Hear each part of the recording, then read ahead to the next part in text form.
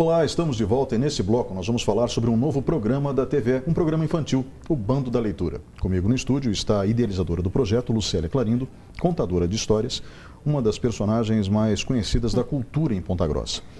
Lucélia, o Bando da Leitura, o programa de TV, foi uma sugestão de Ciro Oliveira, que é um funcionário da TV Educativa, assistente de produção e programação, diga-se de passagem, um profissional extremamente qualificado, como os demais funcionários da casa, mas ele tem uma experiência grande na área de produções infantis. Ele trabalhou nos estúdios Maurício de Souza, em São Paulo.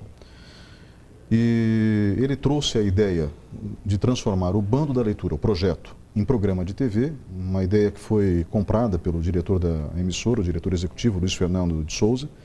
E, diga-se de passagem, eu também, como assessor de produção e programação, achei mais do que válido, achei importante valorizar esse tipo de iniciativa. Como pontagrossense, eu agradeço a você por estar estimulando as crianças neste caminho, que é o caminho da leitura. E eu gostaria que você começasse o nosso bate-papo nesse bloco, falando justamente do projeto. Como nasceu o projeto Bando da Leitura? O projeto ele nasceu do gosto e do chamado de duas meninas que foram até a minha casa para que a gente continuasse fazendo rodas de leitura, as que eu fazia na escola onde eu trabalhava. Então as crianças, essas duas meninas trouxeram mais duas meninas, mais três meninas, e daí 7, 12, e assim foi durante, que são 11 anos já que o projeto tem continuidade. Não teve nenhuma, uma vez por semana, não teve nenhum dia que não teve crianças. Então, por ser um projeto, por ser as idealizadoras principais serem crianças, ele é sempre quem dá as cartas, quem dá a fala maior é a criança. Então, é através deles, é por meio deles que eu ouvindo-os, que as coisas vão acontecendo lá no Bando da Leitura. Eu acho que é por isso que está dando certo. Eu fiz uma matéria pela TV junto com o meu amigo José Luiz Almeida, que é repórter cinematográfico, e eu achei, em primeiro lugar, a sua casa encantadora. Né? Você e o seu marido, o Américo, outro personagem muito conhecido na cultura em Ponta Grossa, estão de parabéns. Vocês construíram vocês transformaram o quintal de vocês num espaço mágico para as crianças. Então, parabéns. O quintal é assim, o primeiro, tem uma autora que fala que o primeiro palco de uma criança é o quintal. Então é o primeiro lugar onde a gente a expressão, né? A gente brinca de roda, a gente, né? Desde sempre, e é para ser assim, né? O quintal é o primeiro lugar, é o primeiro palco. Então Poranduba, que eu chamo lá meu quintal, que é em língua indígena, é o espaço de criatividade, né? Lá onde as crianças podem se expressar, brincar, porque muitas crianças não têm um quintal. Isso é verdade. O Bando da Leitura não é apenas a contação de histórias. Vocês têm outras atividades também, né? Temos. Nós temos lá, a gente, de acordo com a vivência, né?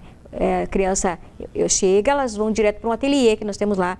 Um ateliê de construção, de criação, né? Pintura e criação de fantoches. Elas brincam, elas pintam, fazem experiências com tinta e tal. Então depois, quando é 2 horas, eu chamo todos, faço uma contação de história ou uma leitura de história. E depois a gente faz uma dinâmica. Eles escolhem livros para ler, eu faço sempre uma dinâmica, né? Porque eu tenho uma biblioteca mais ou menos que tem uns 2.000 livros, e a maioria para criança. E depois eles vão para o ateliê e a gente termina com um lanche. Então, enquanto eu estou fazendo essa atividade lá, tem lá na minha casa, lá dentro da minha casa, meus filhos, que são sempre na retaguarda, preparando o lanche para as crianças, sabe? Então, tudo vai acontecendo e dá tudo certo. Eu espero que você tenha patrocinadores para te ajudar. Né? Você tem? Porque eu sei que prêmio do governo federal você recebeu. Prêmio, reconhecimento. Né? Sim, o reconhecimento, o Ministério da Cultura considerou o Bando como ponto de leitura, um dos 50 melhores do Brasil, e me premiou com um computador, uma impressora, 3 puffs, 600 livros, 2 estantes. Aí o Rotary Alagados construiu a sala de leitura e o meu marido construiu o ateliê com garrafa PET, que ficou uma parede bacana que é visitada por engenheiros e arquitetos. Então, é assim, esse espaço lá no quintal. E eu uso o quintal dentro da sala de leitura também, que tem as atividades de leitura. E o patrocínio, assim, o principal patrocínio é nosso, né, da minha família. Ou seja, vocês mantêm. É que nós mantemos. Mas a gente tem pessoas que nos ajudam, por exemplo, o Rotary. Todo ano o Rotary me faz uma doação de tinta, material, para que eu use durante o ano inteiro. Aí também tem as mães, muitas vezes elas vão lá e elas levam um bolo, levam um refrigerante, porque não é a criança, bando não entende-se que não pode se alimentar sozinho, então não pode ter seu alimento individual, né? A gente coloca tudo numa mesa e a gente faz um momento de confraternização e de se alimentar juntos. Então é assim. Lucélia, essa experiência e esse universo, sinceramente, porque a infância é um mundo mágico, né? Onde tudo está apenas começando. Se eu não me engano, a frase é de Saint-Exupéry, né? Eu gostaria de saber como que você pretende transportar parte desse universo, que é a contação de histórias, para o programa de TV.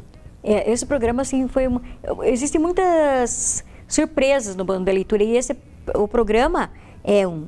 Então, é como se fosse eu estivesse continuando o Bando da Leitura, tudo que eu aprendi na minha vida em questão de leitura. Faz 30 anos que eu trabalho como mediadora de leitura, esse ano. Então, ele fica ali, né? Eu coloco ali, socializo. E o convite para o programa foi bem uma surpresa mesmo, assim, para mim. E eu pretendo fazer em meia hora um pouquinho daquilo que eu faço durante 2 horas lá. Então, eu vou contar uma história, o programa vai ser exclusivamente incentivo à leitura, né? Então, eu vou ler uma história ou contar uma história para as crianças, para o público. E algumas crianças estarão aqui também. E depois a gente vai fazer incentivo de livros. A gente vai sugerir, as crianças vão mostrar os livros que elas estão lendo, as histórias que elas estão lendo, o livro de cabeceirinha delas, da criança. E aí eles vão contar o que está acontecendo naquele livro. Eu também pretendo entrevistar crianças que têm algum dom na questão da arte, né? Um que toca um violão, uma criança que joga xadrez, uma criança que tem escreveu um livro. Eu pretendo fazer isso em meia hora. É o que eu faço lá no Bando da Leitura em 2 horas. Ou seja, uma amostra grátis. Uma amostra grátis, exatamente. Uma amostra grátis. Grátis mesmo. Não que não seja grátis lá, as crianças participam no Bando da Leitura sem pagar nada. Né? Veja, se a gente tivesse mais pessoas como você nesse mundo, o mundo seria um lugar bem melhor. Né? Como você e o seu marido, o Américo. Eu sei que vocês completaram o aniversário de casamento faz pouco tempo, né? Fizemos 30 anos no domingo. 30 anos. Então, parabéns a vocês como casal. Mas principalmente parabéns a vocês como, eu posso dizer, pais dos seus filhos e, em parte, pais dos filhos dos outros. Porque um professor, na realidade, esse é o seu papel ali, e o papel do Américo também, vocês são professores de uma certa forma. De certa forma. Professores são pais postiços. Né? Pode ser. Tem um vínculo de paternidade, de maternidade com essas crianças. Nem que seja temporário, mas... Quando a gente fala do exercício da criatividade, do exercício da imaginação, a gente fala de uma forma de perpetuar a criança dentro do indivíduo. Eu posso estar errado, mas... Está certo, completamente. Exatamente, essa cumplicidade que você está dizendo, que é extremamente importante nos primeiros anos de vida da criança, de 0 a 6 anos, como o Piaget falava. Então, nessa sexta-feira, tinha 3 mães com seus 3 filhos lá. Mães presentes. Então, a mãe, ela leva, muitas que moram longe, elas ficam lá com as crianças. Então, o que acontece? Elas leem junto, elas ouvem história junto com a criança, elas leem junto com elas leem, elas emprestam livros. Existe uma cumplicidade entre as duas, a criança e a mãe. Tinha um pai também que foi apresentar o filho dele, o pai levou o filho, o primeiro passeio do filho foi lá no Bando da Leitura. Ele levou, o menino tem 13 dias, ele foi... Sabe, o pai levou ele lá. E ele levou o outro também maiorzinho. Então, isso significa que eles acreditam nessa possibilidade do reencontro pai e filho, mãe e filhos, dentro da leitura, desse mundo de fantasia. E a partir do momento que a criança, ou a criança vê seu pai, ou sua mãe, ou o seu próximo, a sua família, junto, acreditando na Branca de Neve, acreditando na Mula Sem Cabeça, é um momento de cumplicidade. E isso é para sempre. Né? Eles sempre vão ter essa parceria, eles vão poder ter vínculos afetivos, eles vão poder contar com aquele pai e contar também para ele as coisas da vida deles. Uhum. Eu acho que esse vínculo é fundamental vir da fora, né? Principalmente numa fase complicada que vem depois da infância, que é a adolescência. Num mundo tão perigoso quanto o nosso, né? Recentemente, eu andei fazendo uma checagem de jogos na internet. Eu procuro muito, eu tenho filhos pequenos, Sim. então eu procuro verificar esse universo da rede mundial de computadores. E esses aplicativos de jogos, alguns deles trazem propaganda de conteúdo pornográfico. Eu fiquei preocupadíssimo com isso. Exatamente. E as crianças, elas têm que contar isso aos pais, até para que o aplicativo, ou seja, o jogo em questão, seja retirado. Sim. Né? Porque muitos jogos gratuitos têm propaganda, e às vezes essa propaganda aleatoriamente acaba trazendo esse tipo de conteúdo. Os caminhos, né? A vida leva por caminhos. A própria Chapeuzinho Vermelho, ela seguiu outros caminhos. Exato. Né? Então não é de hoje que as crianças... A adolescência, por exemplo, ela leva para outros caminhos. Então é preciso que haja muito esse relacionamento família. Eu não estou dizendo assim, pai, é a família, aquele que me cuida, né? Dentro do ambiente familiar ali. Né? Necessariamente o pai e a mãe. Pode ser a avó, o tio, a tia, quem mora. Né? Que haja essa cumplicidade, que um queira o bem do outro. E você acredita, então, pelo que eu posso entender, pela experiência que você observou nesses anos todos, contando histórias, como mediadora de leitura, como você disse, você percebeu que, ao estimular a criatividade, os pais participando desse processo de estímulo à criatividade, eles acabam criando um vínculo forte e praticamente inquebrável com a criança para a vida toda? Eu acredito muito nisso. É o bom caminho. Eu não estou falando que você precisa ficar lendo o dia inteiro com as crianças. Não, mas uma história proporcione para a criança, né, esse momento que eu estou junto. E ouvir, às vezes, proporcionar esses encontros da família, conversando com a família. Porque, assim, as crianças, hoje em dia, os pais falam muito que não ficam só no computador, lá no celular. Mas muitas vezes, o que eu proporciono para o meu filho além disso? Né? E as pessoas também gostam, os adultos também gostam do celular. Então, fica ali aquela família, todo mundo olhando no celular. Mas é interessante que um mostre para o outro, olha, eu achei isso aqui. Eu achei, passa para o filho, mostra para o filho.